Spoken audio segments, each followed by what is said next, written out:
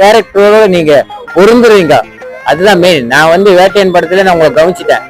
பக்காவான ஆளு ஒருத்தர் ரகுவர் நேரத்துக்கு கஷ்டாரா தமிழ் இண்டஸ்ட்ரிக்குன்னு நினைச்சேன். அது கண்டிப்பா இந்த படத்துல சூப்பரா பண்ணிக்க. அது ஸ்பீடா போகுது படம், லாக் இல்ல.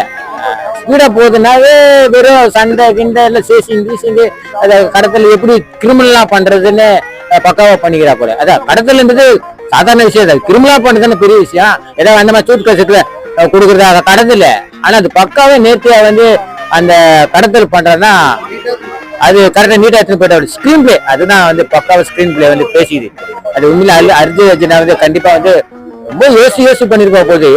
கள்ள கடத்தின சாதாரண விஷயம் கிடையாது, புரியுதா?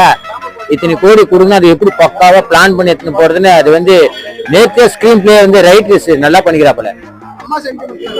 அதுதான் குடும்ப படமா ஆயிடுச்சாயா.